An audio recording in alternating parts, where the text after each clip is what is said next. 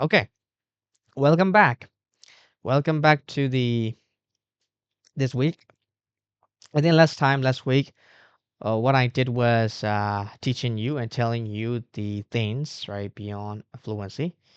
I think it was kind of episode 3 or 4. I don't remember exactly, but here this time, most of you, uh, my listeners and viewers, maybe you don't know like how I train in our courses in our class school. Doesn't matter if you are a beginner, if you are a higher beginner, if you are an intermediate student or learner, but we usually train you to improve your fluency through stories. Through stories. But here you can see that I'm showing you this test, but usually we don't just show you the test. And based on your level, depends on your level, and we tell you easy stories and then a little bit harder and difficult, and then and on, and we go up to the advanced level. But here you can see kind of what this story is about for is for who or whom, whatever, um, are already higher beginners, you know. So usually we just tell the story orally and we ask a lot of questions. So what we do is that we tell you one statement and we ask a lot of questions. This is how we train. Well, we basically do four things if you attend our one of our courses to improve your fluency for speaking and listening. We do four things. First, we teach you vocabulary, and you can see here that I will teach you vocabulary. And second thing, we will tell you the story. This is the first two things, the first training. These two things are the first training. And then the practice session comes.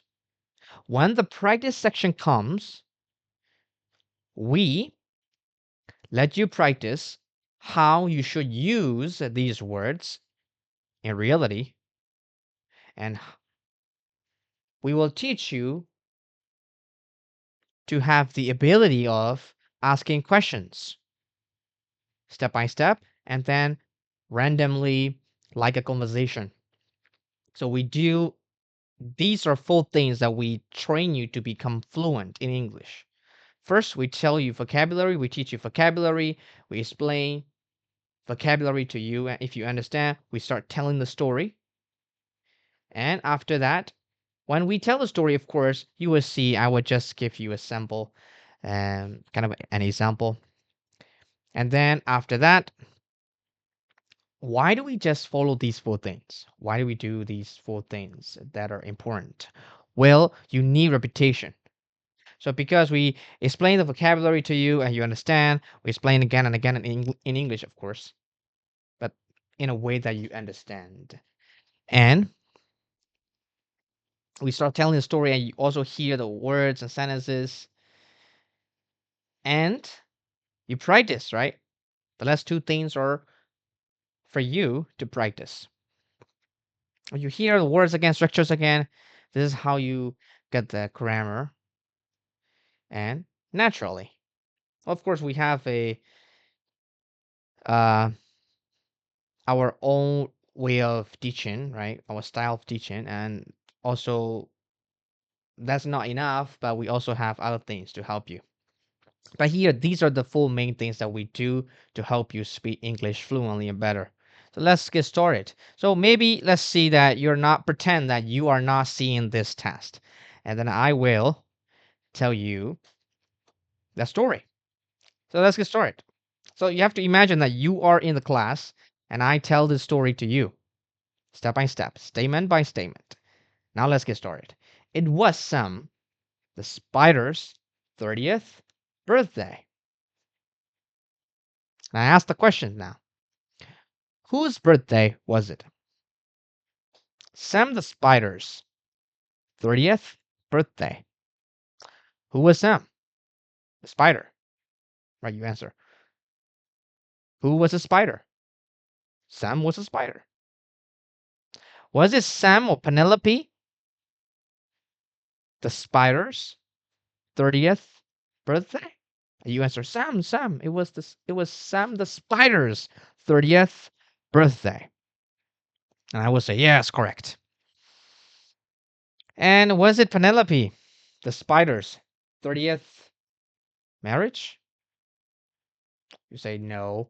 Okay, so was it Sam the spider's 30th marriage? And you answer no. Then I asked you a question again. Okay. So was it Sam the spider's 30th birthday? And you answer yes. And I go to another statement. None of his friends, none means zero, wished him a happy birthday, which means, right, none of his friends said to him a happy birthday. Did someone say or wish him a happy birthday? No, no one did, right? None of his friends wished him a happy birthday. Did one of his friends say to him, hey, happy birthday? No, no one. None of his friends wished him a happy birthday. And we go to the next statement, right? So he said, oh, my friends forgot my birthday. Who said? Sam. Who did he say this to? To himself, right? He said this to himself. Oh, my friends forgot my birthday. Did his friends say, oh, Sam forgot our birthday? Nope. Then what did Sam say? Well, he said, my friends forgot my birthday.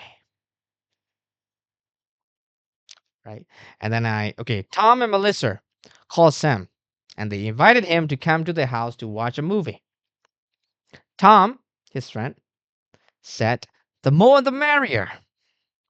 The more the merrier. The more the merrier means it can be used in a lot of different situations, but here talking about the people, not people, animals, but anyway, talking about, so if you say, oh, the more the merrier, if you have a birthday party, you say, oh, the more the merrier means if you are with a lot of people, it is better, right? The more you are with a lot of people, the more fun it will, right? So if you are with a lot of people, if you have a lot of people at your party, at your birthday party, and then, of course, it's gonna be more fun, right? So the more people, the more fun. The more people, the more happiness, right? The more the merrier, right? In Burmese, we say "Myali goni," right? So, who calls Sam? Let me ask you questions. Well, Tom and Melissa called Sam. Did Sam call them? No. Who called Sam? Tom and Melissa, you answer. Who did they call? Sam. Did Sam call them? No. Who called Sam? Tom and Melissa. Why did they call him? Well, to come to the house to watch a movie. Did Sam invite them to come to his house? Or did they invite him to come to their house?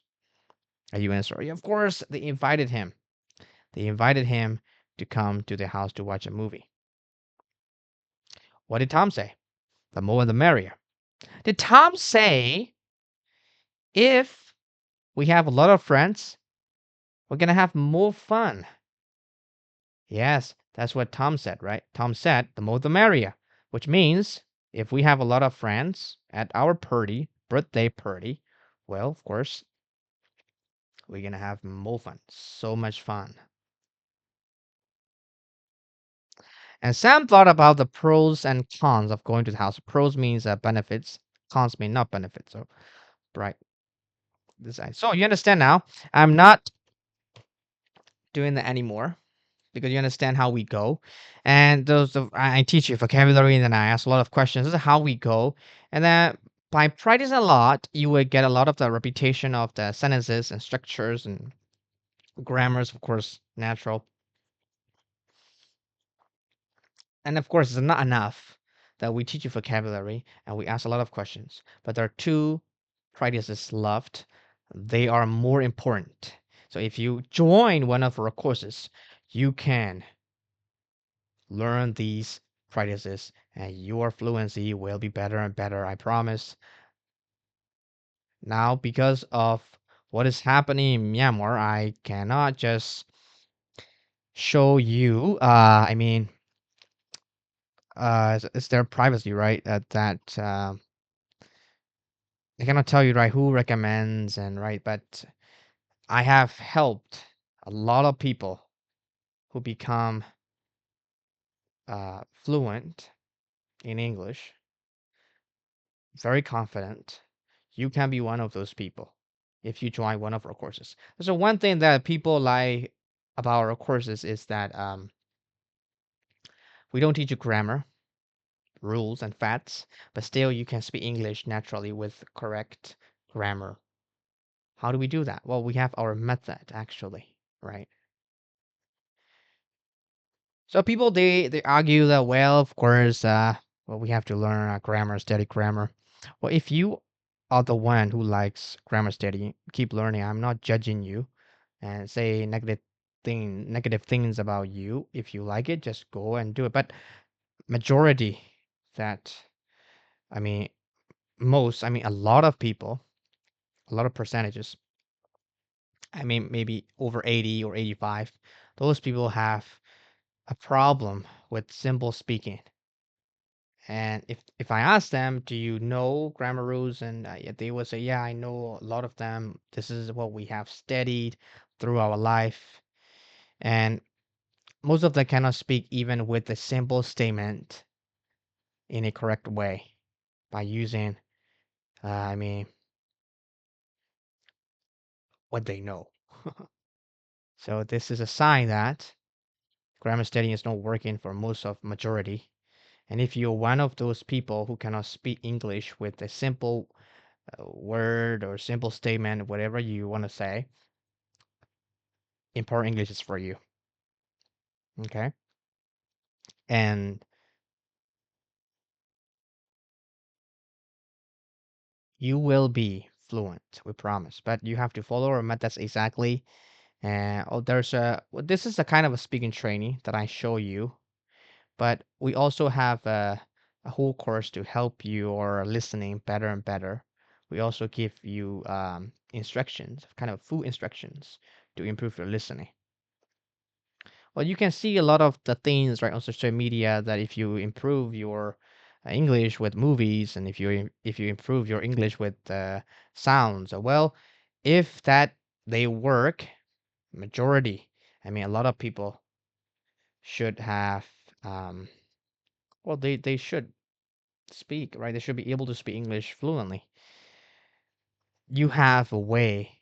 Yes, of course, they are helpful, but you have to know a very powerful way and a helpful way to improve with these things. So good luck. See you next time. Bye for now.